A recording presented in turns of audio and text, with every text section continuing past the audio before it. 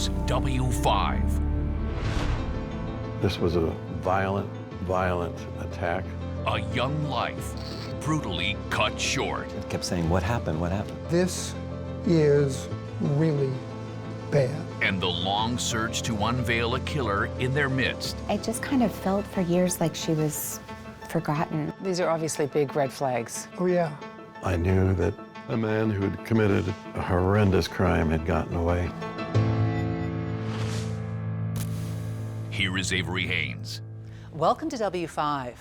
At the age of just 4, her mother was murdered. For decades, Sonia Stone has been searching for answers, while her father has been living under a cloud of suspicion.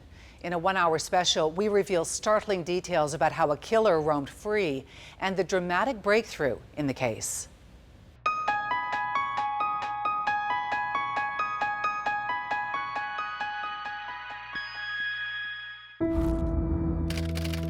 October 15th, 1981. This was a violent attack.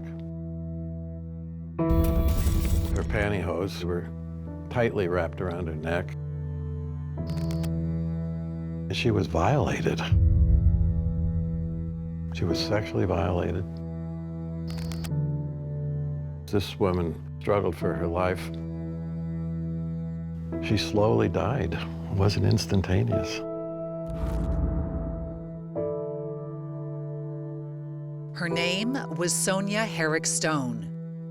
She had been brutalized inside her own home in the Northern California beach community of Carmel by the Sea. It's a day I'll never forget. Lynn Storman was one of the first detectives on the scene. I was able to put together, within a short period of time, what happened. He kneeled over her with his face inches away from hers, taking her pantyhose and pulling tighter and tighter and tighter. And she's doing this, fighting for her life, and she gets him. She gets him. I saw her left ring finger was slightly broken, and there was a lot of foreign material under from whoever killed her. And yet, despite all that foreign material, investigators would spend decades hunting a killer. It's one of those cases that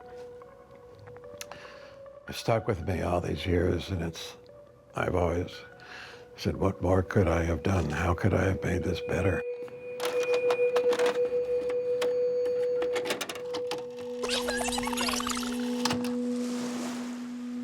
She was gorgeous. She had long hair down to her hips and very popular with everybody. 30-year-old Sonia had it all.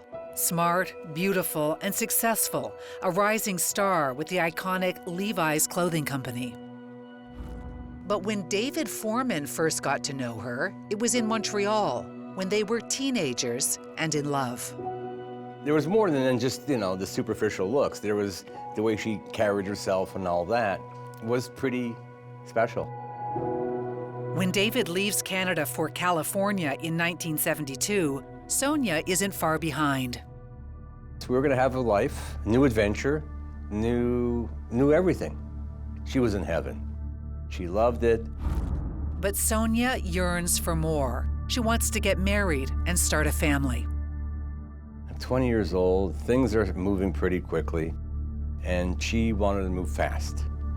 And I wanted to enjoy the moment. I just wasn't ready. Even though their relationship ends, they remain close friends. We went from being boyfriend and girlfriend to being brother and sister. A few months later, another man enters Sonia's life, Michael Stone. We started dating and very quickly moved in together and had a pretty amazing life together. We were both doing really well in our work, and we were kind of joined at the hip. These are photos of their wedding day, Sonia angelic in white, with her mother and sister at her side. Sonia grinning and in love next to Michael, the happy couple surrounded by their friends.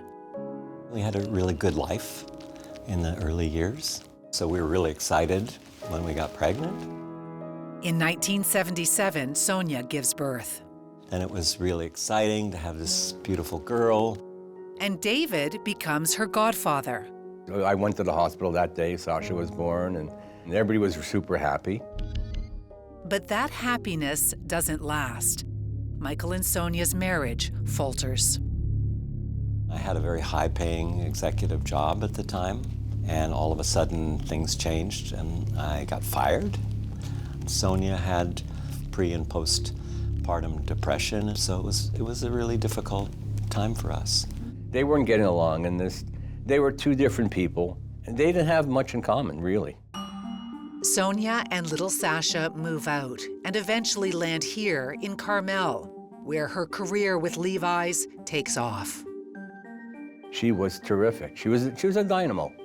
She's a trailblazer for that company. Sonia is well known in the Carmel community, bombing around town in her Mercedes convertible. She becomes good friends with Caroline McBride. I really admired her. She was kind, a good friend, a good listener, and warm, fun. Both their daughters are enrolled at the same Montessori school.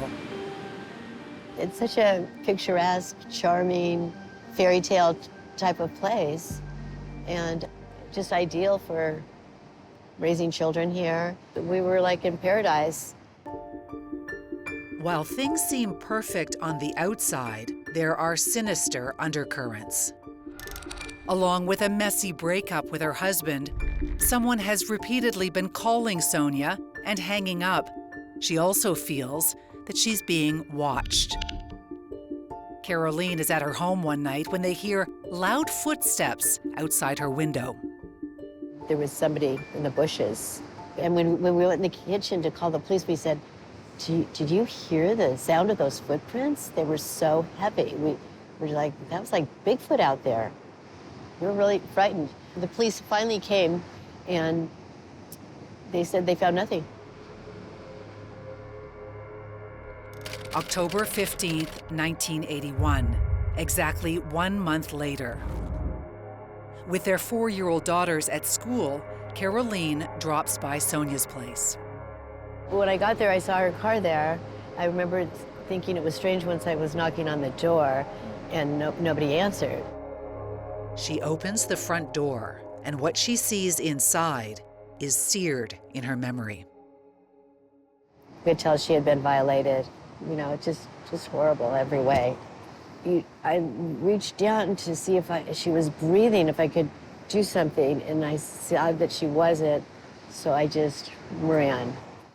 She went screaming through the neighborhood in her car, thinking that the person who killed her friend was probably still in the house, and so she's driving her car through the neighborhood yelling for help. A couple houses down on the next street and saw somebody washing their car, and so I stopped and said, you know, call 911.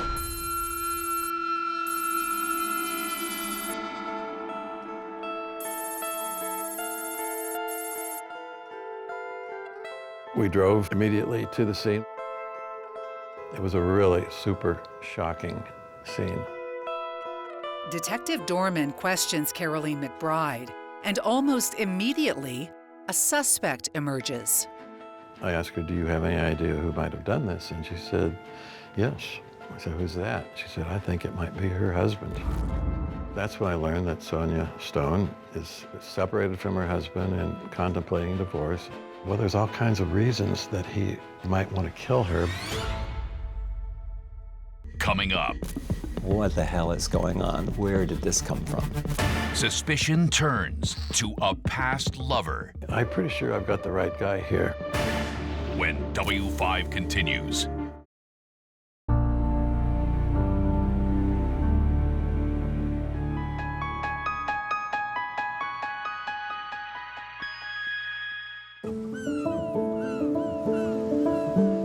Carmel, California is best known for its white sand beaches, spectacular surfing, and vibrant arts community.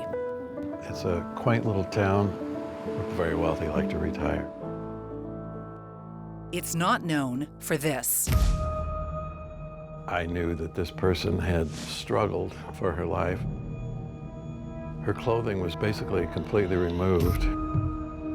I couldn't tell what was around her neck, but it turned out to be her pantyhose. She's laying on her back at the front door. When Canadian Sonia Herok-Stone is brutally killed in 1981, it sends a chill through the community. Detective Linz Dorman is in charge of finding out who did it. Everything's very fluid, everything's happening at once, and then we start piecing it together.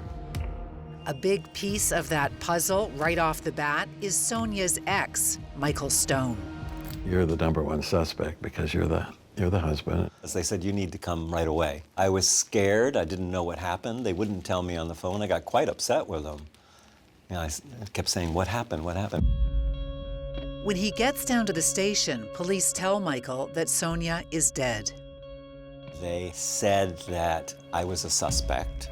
What the hell is going on? Where did this come from? He wasn't overly cooperative. Just red flags up all over the place. But red flags aren't hard evidence. And so Detective Dorman meticulously canvasses Sonia's neighborhood. One of his first stops, the home directly across the street. It had a boat in the front yard.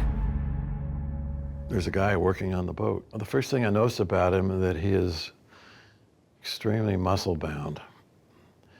He's got a t-shirt on that's stretched so tight that you can see every muscle in his back and his arms. His arms are enormous. The other thing that was unusual is he was wearing a face mask. I said, do you mind taking off your mask? He said, okay, sure. I'm immediately drawn to his right cheek. He's got this deep red scratch running from just under his eye, as I'm describing it, running down his right cheek to his jawbone, and then it slowly fades into his neck. The man's name? Michael Glazebrook, a 25-year-old who had recently moved into the area. Bob Moody was the deputy district attorney at the time. He is a tradesman. He's swarthy. We find out from people that we talk to about him that he is the kind of guy that always gets his own way. He's a bulldog. In this official report of that first meeting, Detective Dorman details Glazebrook's explanation for the gash on his face. He said he was cutting plexiglass in his garage when it splintered and pieces flew into his face. The report notes that there was no blood to be found on the plexiglass or on the work table in the garage. He was fidgeting, he was humming and hawing, his voice was stammering like that, trying to come up with like I'm talking, with words. And I'm thinking, boy, this guy's really nervous. I said, oh, this could be our guy. The muscle-bound neighbor is put to the top of the suspect list, and the estranged husband is taken off. And that's because Michael Stone has alibis, and they check out. We ruled him out because we were able to determine where he was, so he couldn't have been in two places at once. But the family still was under the belief that he was the killer.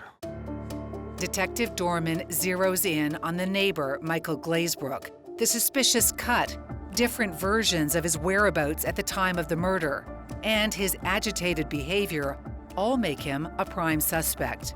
Dorman wants to bring him in for questioning, but doesn't want to spook him. My partner and I go back to the office and we run a warrants check on him, and we find out that he's got 2 traffic warrants. Now we can arrest him because he has traffic warrants that he failed to pay his speeding tickets. At the police station, Glazebrook's face, complete with that wound, is photographed for a mugshot. In a decision that would come back to haunt everyone involved in this case, Detective Dorman starts questioning Glazebrook about Sonia's murder and writes up this report of the wild statements he makes. When you read this report, this looks fairly promising for your case. It does, because Glazebrook is lying about important things. Deputy DA Moody receives the report, which documents Glazebrook's changing story about how he got the scratch, as well as a complete reversal from his earlier claim that he wasn't at the scene of the crime. He says, okay, look, I was in her house the morning that she was killed, but I didn't kill her. Now he says he's having an affair with her, Sonia, the victim. These are obviously big red flags. Oh, yeah. Glazebrook takes a lie detector test and fails. This is a crude diagram of the crime scene. Bob Moody walks us through some of the evidence that was collected at the scene. The crime scene showing Sonia's front door interior, and that's a missing portion of a fingernail, and the remaining portion of the fingernail had some kind of tissue underneath it. That material under her nail is tested against Glazebrook's blood type, the only testing that was available back in the early 1980s. The results? Glazebrook has the same blood type as the killer. It didn't rule him out, but it was hardly a resounding, No. This is him. No, it's typical of the evidence in this case. It was helpful, but not conclusive. And a witness comes forward, one of Glazebrook's girlfriends, with a story of how Glazebrook told her he was in Sonia's home the day of the murder, but that he didn't kill her. Why was the testimony of Glazebrook's girlfriend important? Well, because it's an independent verification that he was, in fact, in Sonia Stone's house the morning she was killed. It's huge. I'm pretty sure I've got the right guy here. I'm convinced that's the killer. July 1982, nearly 10 months after Sonia's murder, Michael Glazebrook is charged with first-degree murder. We had different stories from him about where he got that scratch. We had his admission that he had been in her house the morning she was killed. We had a peripheral witness now saying he had said the same thing. Blood type? Yeah, we had ABO putting him in the 30% that could have committed the offense. But then a devastating setback. Before the trial begins, a judge rules that none of Detective Dorman's interrogation of Glazebrook can be presented to the jury because he'd been picked up on a traffic warrant but was questioned about a murder investigation. We can't use anything that I got from him that he voluntarily gave to us, and any statement he made was tossed out because I had violated his rights. Made me feel awful. November 1983, Michael Glazebrook's first-degree murder trial begins. What's that like for you going into trial knowing that this key evidence in this case has now been sealed off from the jury? It's like I'm going into a heavyweight fight with one hand tied behind my back. Just exactly like that, because this is really blockbuster evidence. Things go from bad to worse. Glazebrook's parents, under oath, claim their son didn't have any marks on his face the day of the murder. But remember, there was a mugshot taken of Glazebrook when he was brought in on the traffic charge, proof that he did have a scratch. Well, that mugshot, it didn't exist. When they go to ask the booking people for the photograph, the camera failed to operate. And sorry, but we don't have any photograph of his face. So you've lost all of what was said in the interrogation. You don't have the photograph of the scratch on his face. Correct. But at least you've got his girlfriend who said she was told about this. Yes. What happened when she got up in the stand? She said, hey, I told the cops what they wanted to hear. They were leaning on me. He never said it to me. I just did that because I was mad at him. Their star witness recants her testimony. Tell me, what's going through your mind? Well, this is really bad. This is a major blow to the case. Did you have a sense in that trial that you were watching all of your key evidence disintegrate before you? Yes. You know, it was limping, but it was still moving, and it was viable. After about 2 weeks, the jury begins deliberating. And what are you feeling when you hear that the jury's reached a decision? Total panic. This is a case that we had worked on for 2 years. Your pits are wet, you're nervous, everything's on the line, there's not a thing you can do about it. And then yet another curveball. There is no verdict. The jury can't reach a unanimous decision on whether Michael Glazebrook is guilty or not guilty. It's a hung jury. When you heard unable to reach a verdict, what were you thinking? Oh, shit. Only 3 jurors feel there is enough evidence to convict. The other 9 vote for acquittal. December 1983, the judge declares a mistrial. Well, I immediately went to my future wife for comfort and cried. I knew that a man who had committed a horrendous crime had gotten away. With no killer behind bars, some of Sonia's family members and others in the community turned their suspicions back to estranged husband, Michael Stone. I was constantly triggered or afraid that people actually would believe those stories that were told. And so I had a lot of fear, a lot of anxiety, depression, shame. Could you ever have imagined that we'd still be talking about this case 40 years later? Oh, never in a million years could anybody foresee the chain of events that led us here. Never could have imagined it. Coming up, Said, why haven't you reopened this case? years pass and a killer remains free. It really drove me and pushed me to figure out exactly what happened and solve this case once and for all. When W5 continues.